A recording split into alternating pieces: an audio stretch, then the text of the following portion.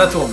La présentation des équipes, c'est toujours le grand moment de l'année. Hein. C'est le moment de l'année qui est incontournable maintenant, avec un peu plus de 300 personnes qui étaient présentes à la concession Buy My Car, dans la concession Audi. J'en profite pour remercier tous nos partenaires qui nous ont aidés aussi sur cette soirée.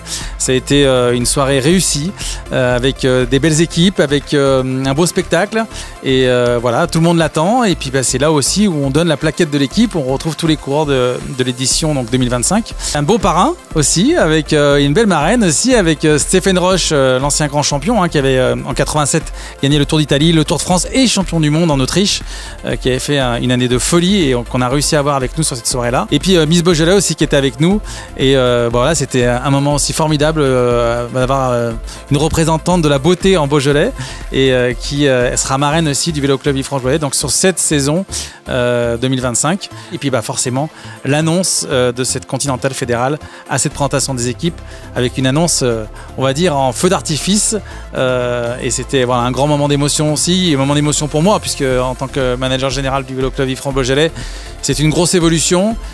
C'est beaucoup de travail avec tout mon staff technique, tous les gens qui nous accompagnent, que ce soit aussi les partenaires qui ont été là, qui sont toujours présents et qui sont présents de plus en plus avec le Vélo Club Villefranche-Beaujolais. Alors l'acceptation comme de cette Continentale Fédérale, j'ai aussi accepté parce que justement on gardait aussi la Nationale 1. Et ça c'est pour moi important puisque la Nationale 1 aujourd'hui c'est la formation aussi de jeunes coureurs avec des belles élites nationales de la région. On peut d'ailleurs parler du circuit de Saône-et-Loire qui va arriver très rapidement, ou du Tour du Beaujolais bien sûr chez nous qui est aussi très important.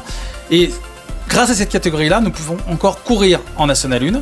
Donc ça veut dire que les 16 coureurs, en fait, et l'équipe réserve où il y a 6 coureurs, switch entre l'équipe élite surtout, avec la Continentale et la Nationale 1.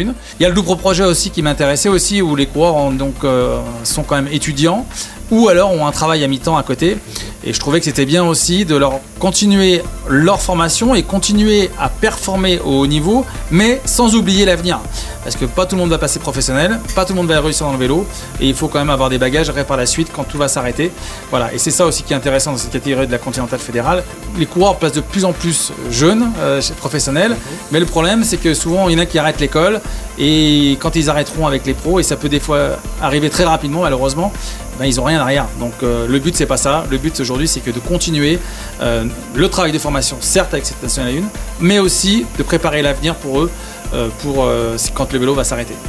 Alors Vélo Club Villefranche-Beaujolais va participer aux prochaines courses, ça sera le Tour du Beaujolais bien sûr dans la région, hyper important pour nous, on l'a gagné en 2022 avec Tao Kéméré et aujourd'hui on a vraiment envie de relever les bras sur le Beaujolais, c'est un peu notre championnat du monde le Tour du Beaujolais, et Daniel Jacob et toute son équipe avec Clément Carizet aussi qui font un boulot formidable, et bien sûr qu'on a envie de performer sur nos routes. Donc là on donne rendez-vous à nos supporters, en tout cas de venir encourager les loups, parce qu'on a des supporters de l'autre bout de la France, mais on veut bien sûr que nos supporters soient là aussi ce jour-là au Tour du Beaujolais. Donc voilà, ça sera sur le mois de juin, puis après derrière sur le mois de juillet il y aura Glaisé qui va être aussi sur le mois de juillet, donc là pareil à côté de la maison, donc ça sera aussi un beau spectacle avec une arrivée dans la Grande Collonges.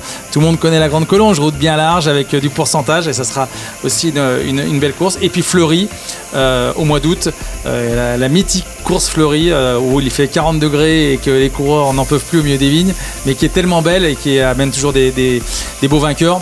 Et puis après on finira avec notre gentleman. Et puis je rappelle quand même que cette année c'est la 100e année que le Vélo Club Villefranche-Beaujolais existe quand même. Donc c'est quand même l'anniversaire du Vélo Club Villefranche-Beaujolais. Donc on réserve un bel événement en tout cas en fin d'année.